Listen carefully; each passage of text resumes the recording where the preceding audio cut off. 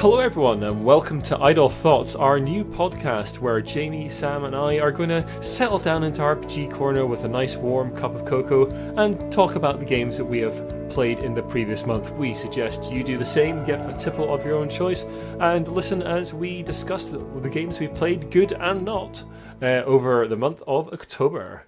Sam, what have you been up to?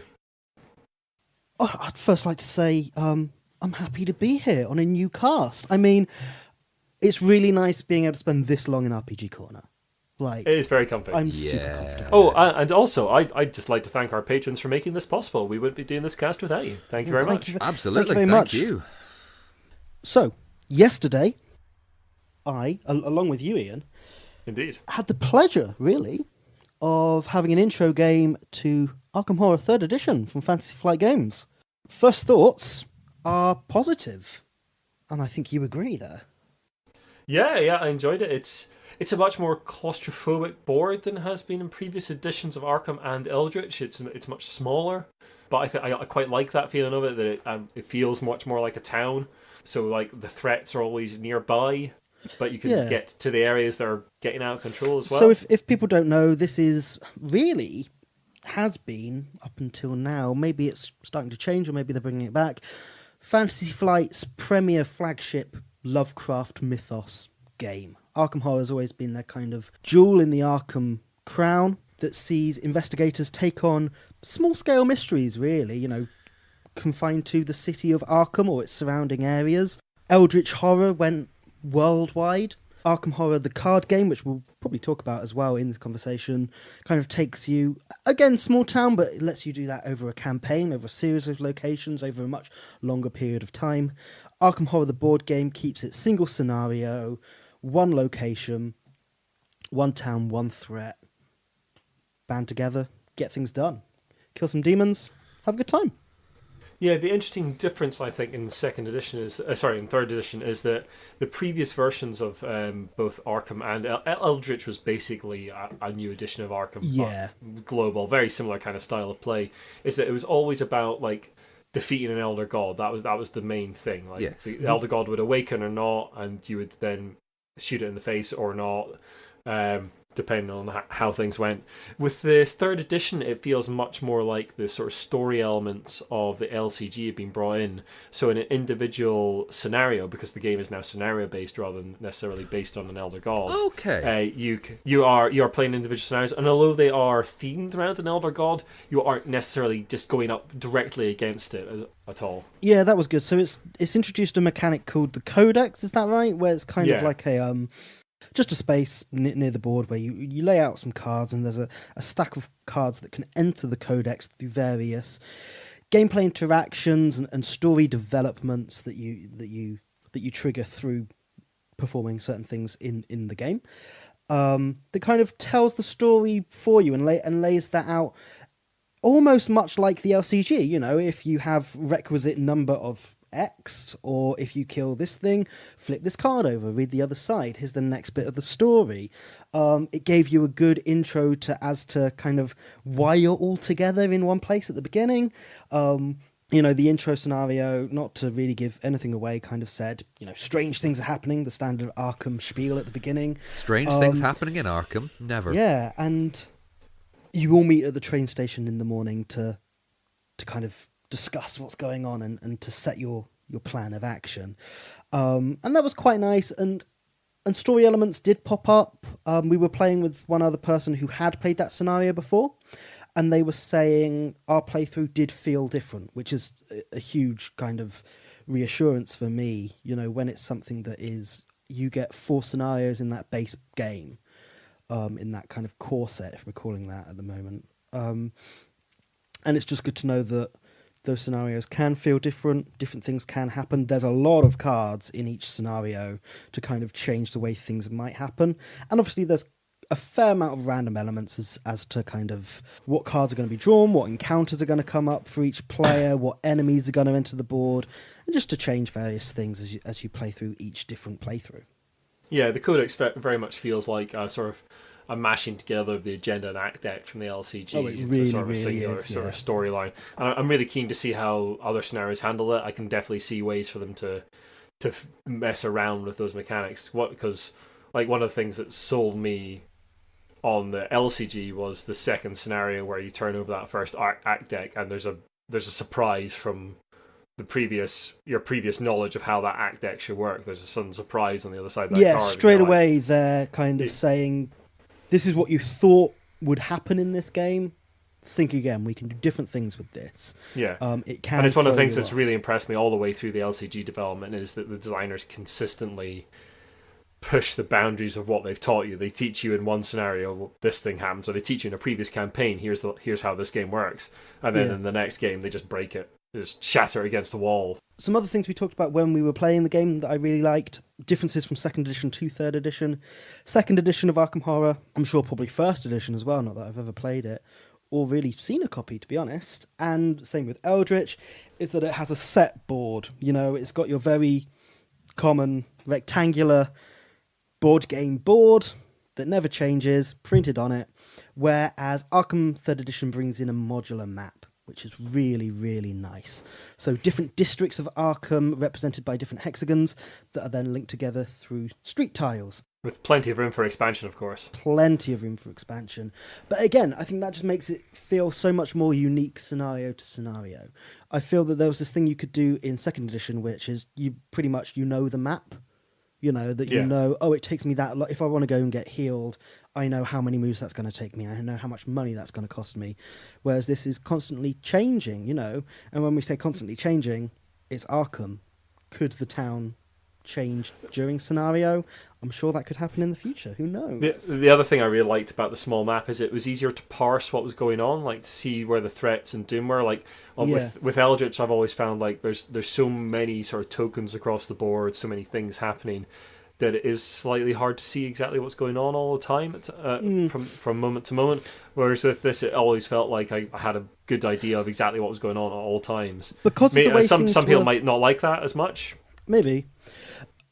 Because of the way things were set up, for me, it seemed like a much more tactile, visual version of the card game. That actually, you don't have many locations. You can very clearly see this location links to that location, this one links to that. From there, I have to go through these ones.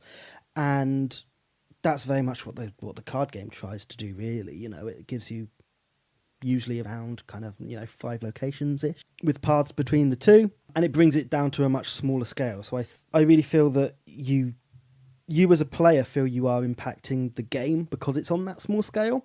That's something that I didn't feel with Eldritch. Admittedly, I've only played Eldritch once, but because it was on a global scale, I felt kind of disconnected from the story of everything.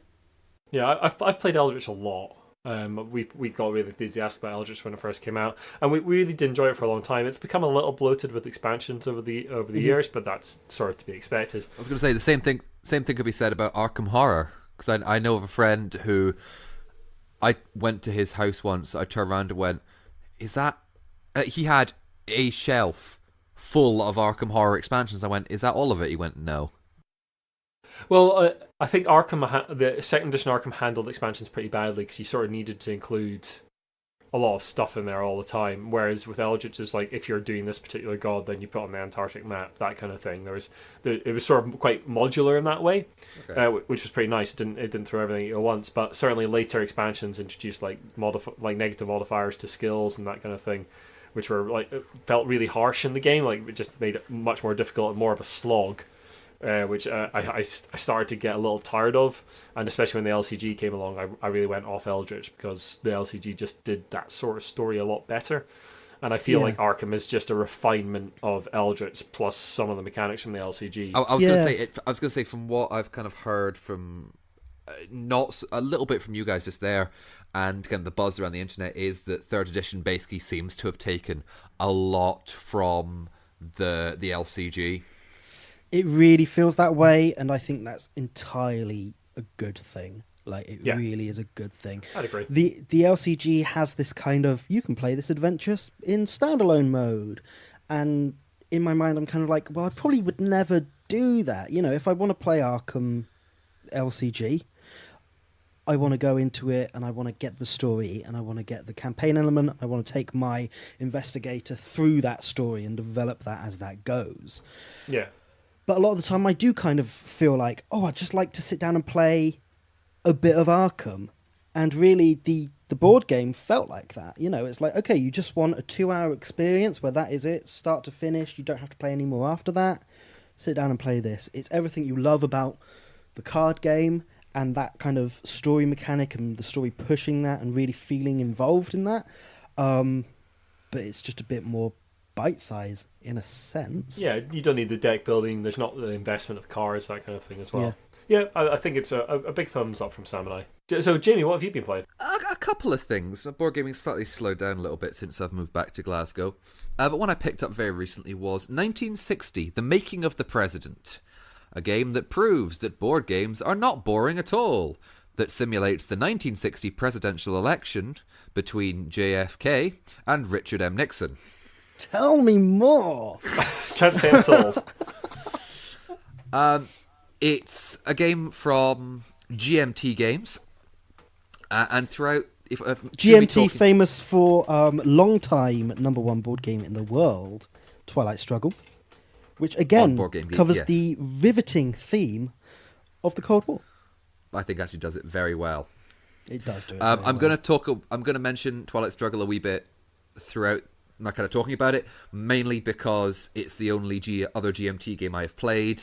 And same. Jason Matthews, who co-designed both Twilight Struggle and 1960 Making of a President. Cool. Shoot. Go for it. So, 2-player, I guess, area control game, where one person takes the Democrats, helmed by JFK, and one person takes the Republicans, helmed by Nixon. And it is set across the 50 states of United States of America. The game has 9 turns, simulating about 9 to 10 weeks of campaigning. You have cards very similar to Twilight Struggle that have an event on them, which corresponds to some real-life historical event that took place during the campaign. And it has an effect. It has an effect, and it also has a set of points. Now, in Twilight Struggle, they were ops points or operations points. In this, they are campaign points. The main difference... So is it basically kind of gaining voters across the different states, and that's kind of the swing in each state, that's the visual representation. Slightly, yes. So you can spend some of the points to add cubes to different states. God love cubes. With the proviso being that your candidate has to move to that state when you're placing cubes down, if that makes sense. And the reason is, I'll come back to the reason in a minute, and it's divided up into 4 sections: the West, the Midwest, the Northeast, and the South. And so it costs more for your candidates to travel across boundaries. The interesting mechanic, which is slightly different from Twilight Struggle, is there can only be one colour of cube in any one state at a time. So what that basically means is, say I am in Arkansas, and I have 2 cubes for the Democrats in Arkansas. And the Republican player uses 3 campaign points to put 3 cubes in Arkansas. What that means is you would take away those 2 Democrat cubes and then put 1 Republican cube in it, eliminating all Democrat influence. Does that make sense? Yeah.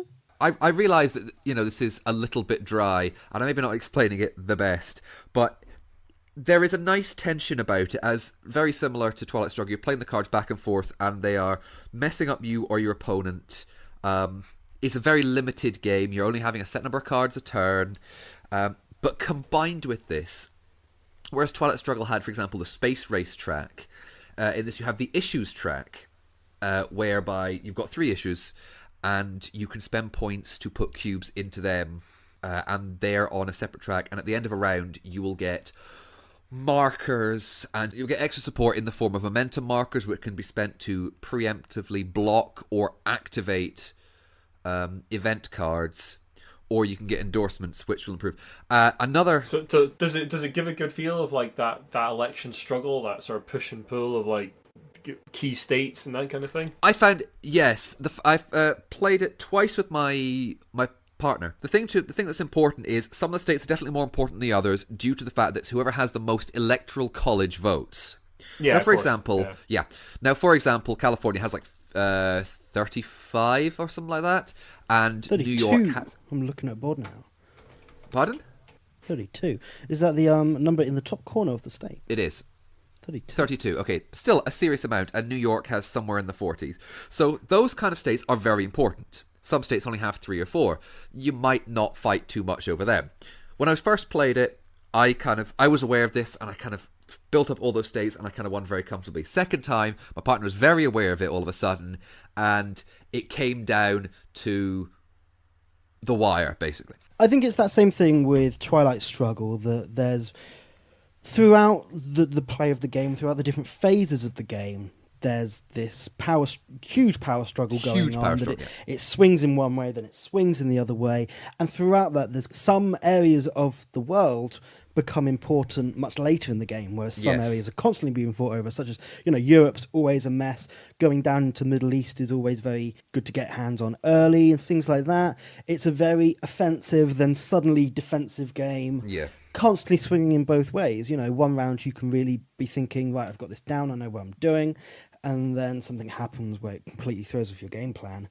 I like it to that extent. I haven't had the best I don't want to say the best relationship with Twilight Struggle. I think it's fine. I don't enjoy it as much as you guys do. I've only played it a couple of times. I got rid of my copy because I just never got it to the table. And yeah, like yourself, Sam, I just never quite got it. I think it's one of those games that if it really grabs you, you'll just play a lot of. Yes, if it doesn't, then you're just going to be like bounce off it. Twilight Struggle grabbed me, and I really enjoyed it. 1960s grabbed me a little bit more. I just think it's, in some ways, a little bit simpler. In some ways, it's not.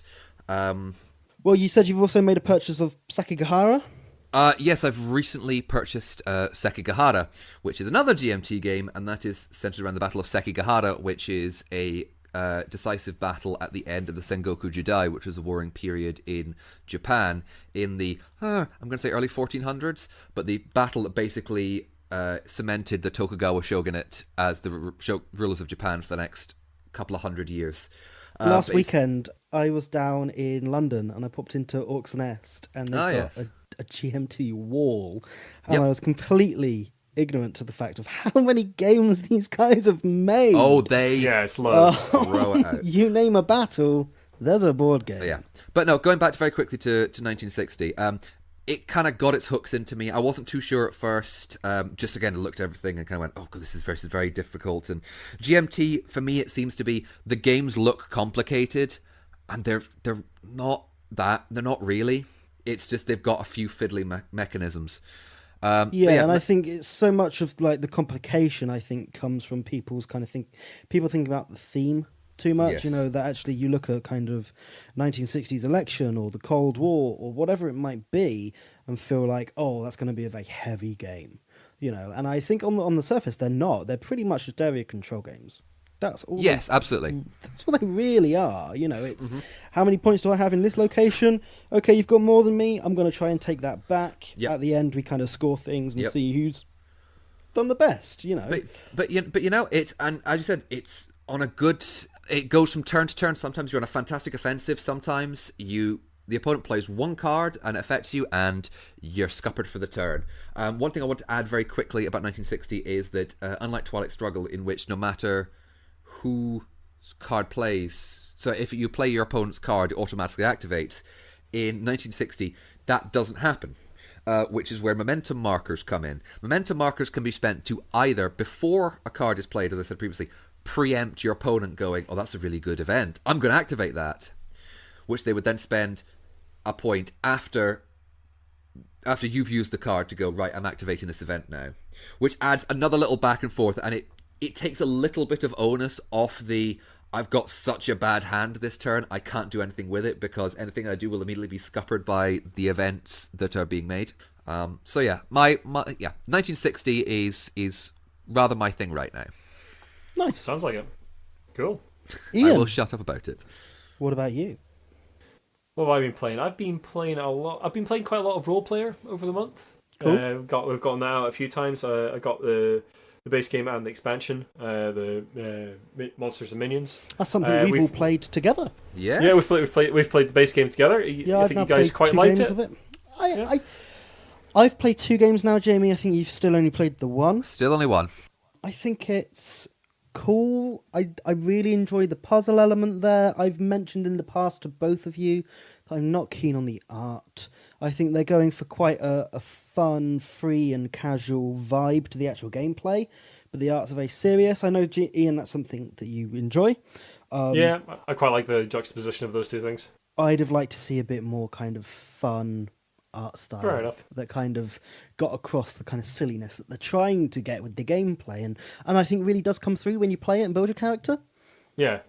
Well, the expansion introduces the hunt as well, so there's a big monster that you go and fight once you've all created your character. So essentially you all meet up in the pub at the end and go fight a big monster. Oh, and do you quickly want to just explain to the folks at home the rough premise of Role Player? Oh yeah, so let's start at the top. The idea in Role Player is that you are making a Dungeons and Dragons style character by rolling dice and placing them in a little grid that is like your strength and your dex and your wisdom. And as you place dice in this grid, you're trying to fulfill a bunch of different goals that give you points at the end of the game. Person with most points at the end is the winner. So those goals might be like you need your strength to be 15 plus, or your dexterity to be exactly 17. Or it might be a color pattern that you need because of your you get a little background card that tells you the sort of color pattern you want to create in your little grid. And you also have a little alignment token. So you might be like psychopathic or wise or something like that. And as you move this little cube around this little card, you get points for that as well. So there's loads of different ways to get points, and you can buy cards from Marketplace over the course of the game that give you other ways to get points. So maybe like you'll buy the weak trait, which means that if your strength is less than 8, you get a couple points at the end of the game. That kind of thing. And then in the expansion Monsters and Minions, there is a hunt on top of that where there's a big monster to go and fight at the end, which again gives you points depending on how well you do, how much you contribute to that fight. But during the course of the game, instead of going to the marketplace after everyone's sort of chosen dice, you can instead go on the hunt and beat up smaller minions for information about how to defeat the boss. And effectively what you get is you get a location, obstacle, and attack information about the big boss at the end. And each of those cards is sort of another thing that your board can be, another sort of restriction on your board. And if you manage to get that restriction correct, and you know the location of the obstacle and attack of the monster, then you'll get bonuses fighting the big monster at the end and get more points. Yeah, it's really good fun. I've really enjoyed it.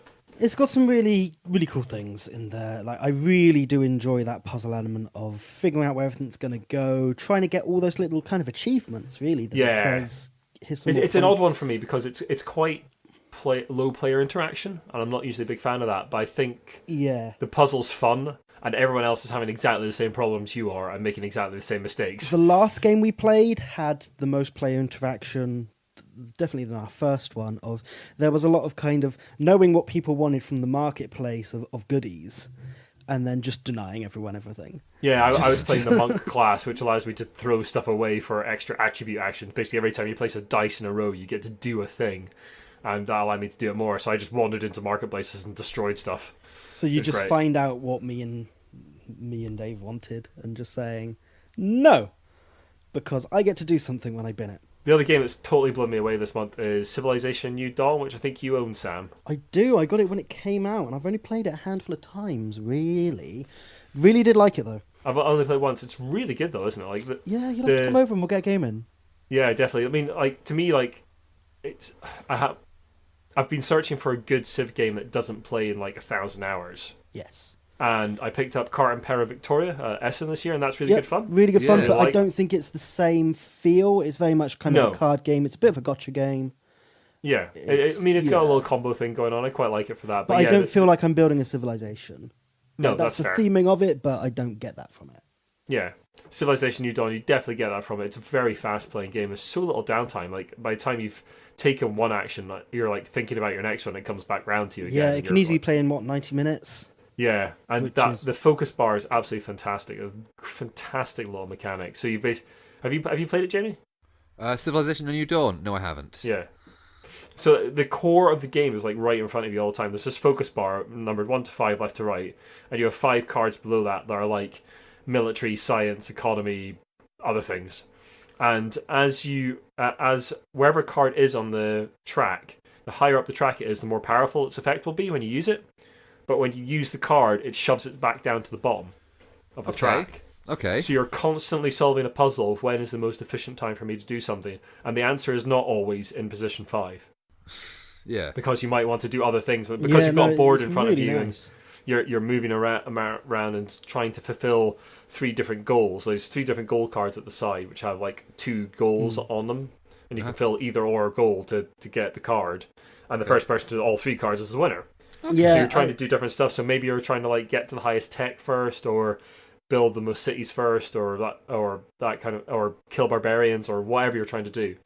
And yeah, just that little puzzle in front of you is so great. The one downside I had about it was the victory conditions. That's the only thing I wasn't particularly keen on. That it hasn't got the standard, you can win by military, you can win by science, you can win by this. It's kind of, there's a few things up there that everyone's going for. Okay. Yeah, I kind of like that. I think because it feels like a race. It feels like Civ always feels like a race, and it gets that really well. But to get that, it is a license of Sid Meier's Civilization. Yeah. And I think that's one of the big selling points of that series of games, is it has like 5 or 6 victory conditions these days. And if the board game could recreate that in some way, I think I'd just be a lot more kind of really impressed by it. But for what it is, I think it's great. I do have the older FFG Civilization game, I think was based on Civ 4. It's got the square tiles in it. It's a lot clunkier. It's got a really strange, almost rock paper scissory fighting mechanic in there that I wasn't too keen on. It's got a proper tech tree that's interesting. I really like the tech tree in New Dawn, because all you're doing is replacing the focus cards. Yeah. And there's a really nice thing, which is that each tech isn't necessarily better than the previous one. It's just different. Yeah, and it's whatever suits you for what victory conditions you are going for at that time. Yeah, because I finished, I won my first game of it, and I still had I think I still had Science 1 or something. Yeah. Okay. Because I just hadn't needed it. No, but I think I could still use that card to do a thing, but it just wasn't as efficient as later techs. It's got a lot of stuff. I'd really love to give it another go. So let me know when you're free, and we can get that done. Yeah, I definitely like to see an expansion for it, which is just more cards. I think that's the only thing I would say. I can see it wearing a little thin replayability wise. Yeah, whether they will do that, I don't know. It's been out for about a year now.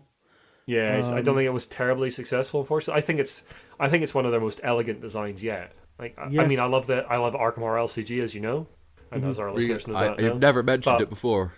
I've never really mentioned that game. It's just this little game I play obsessively. But yeah, I think New Dawn is just a beautifully elegant piece of design. Really, really good. Well, thanks very much for listening, folks. We hope you've enjoyed this this first Idle Thoughts episode. We'll be bringing you more in the future. And let us know what you're playing, what you've been enjoying in the previous month, and let us know what you want to hear about. We'll be obviously putting up games on our Instagram feed and Twitter as we play them over the course of the month, and let us know what you'd like us to talk about on Idle Thoughts. Thanks very much for your patronage, and thanks very much for listening. Goodbye.